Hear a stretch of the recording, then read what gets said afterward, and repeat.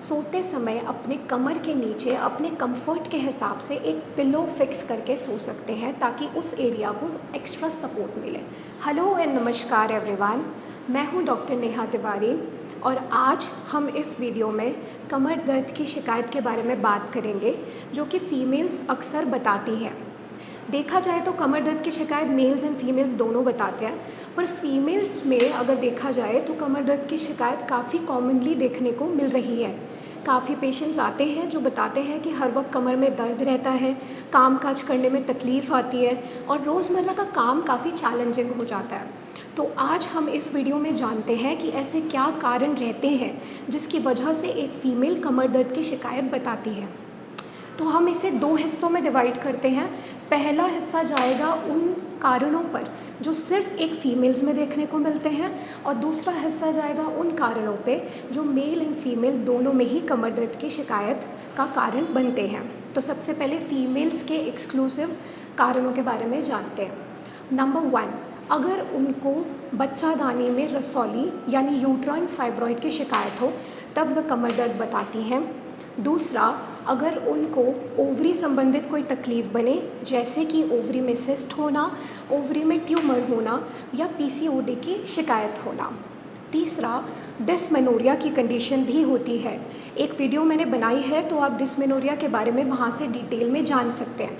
Period के समय काफ़ी तकलीफ़ होना वो डिस्मेनोरिया कहलाता है। उस वजह से भी जो दर्द है वो कमर की ओर बढ़ता है। इसके अलावा एक्टोपिक प्रेगनेंसी भी एक कारण पाया जाता है, यानी कि प्रेगनेंसी का ट्यूब में ठहर जाना, बच्चादानी में ना ठहरना। इस कारणवश भी फीमेल्स कमर दर्द बताती हैं। इसके अलावा देखा जाए तो मेनोपॉजल एज के विमेन यानी कि ऐसी औरतें जिनके शरीर में अब पीरियड्स होने की क्रिया समाप्त हो चुकी है, वो भी कमर दर्द बताती हैं। तो ये तो कुछ कारण थे जो हमने स्पेसिफिकली विमेन में देखे हैं कमर दर्द के लिए। अब बात करते हैं कुछ कॉमन कारण जो मेल एंड फीमेल हमें दोनों में मिल सकते हैं। पहला आता है मैकेनिकल लो बैक पेन, यानी कि अचानक से कोई चीज़ उठा लेना, कोई भारी सामान उठा के नीचे रखना या ऊपर चढ़ के किसी ऊंचाई में सफाई करना। इन सब कारणों से भी कमर पे एकदम से स्ट्रेन पड़ सकता है और कमर दर्द की शिकायत चालू हो सकती है। सेकंड जो होता है वो होता है सैक्रोइलियक जॉइंट डिस्फंक्शन, मतलब कि जहाँ पे कमर और हिप जॉइंट मिल रहा होता है उस एरिया में भी अगर तकलीफ़ बने तो कमर दर्द चालू हो जाता है। तो इस कमर दर्द की पहचान क्या रहेगी कि बीच में पेन ना हो के कमर के किनारों की ओर पेन उठ रहा है। तो दूसरा कारण ये होता है। तीसरा होता है वज़न का ज़रूरत से ज़्यादा होना, उस वजह से भी कमर दर्द बनता है। चौथा है कि अगर बेड पे रॉन्ग पोजीशन पे सो गए तो उस कारणवश भी तकलीफ़ बनती है। अब देखिए, कमर दर्द के काफ़ी सारे कारण हमने देख लिए स्पेसिफिकली जो महिलाओं में होते हैं एंड जो कॉमन होते हैं।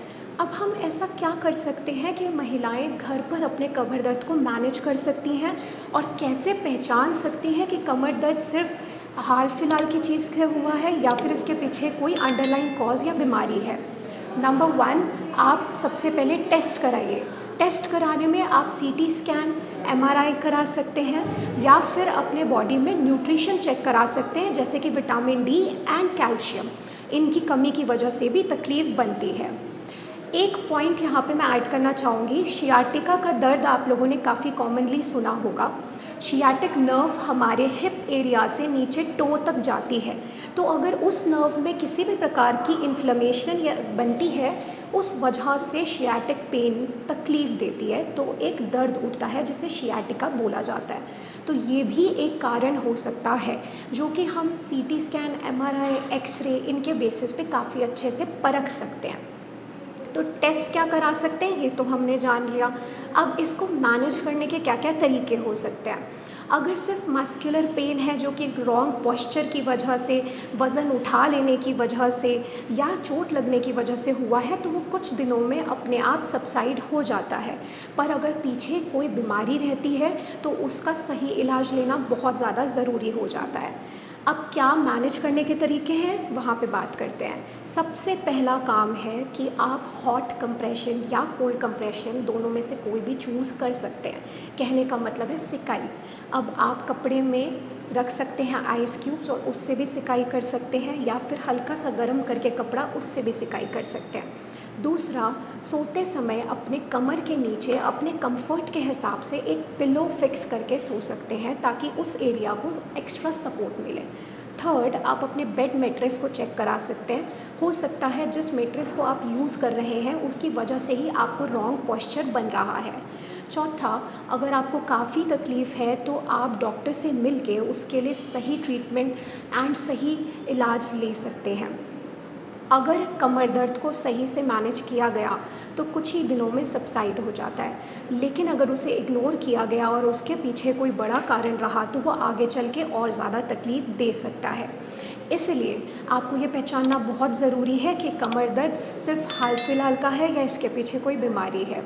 तो अगर आपको फीमेल संबंधित कोई भी तकलीफ़ है या आप भी कमर दर्द से जूझ रहे हैं तो आप नीचे दिए गए नंबर पे संपर्क कर सकते हैं, मेरी टीम के साथ कनेक्ट कर सकते हैं और अपनी तकलीफ़ के लिए सही इलाज चुन सकते हैं।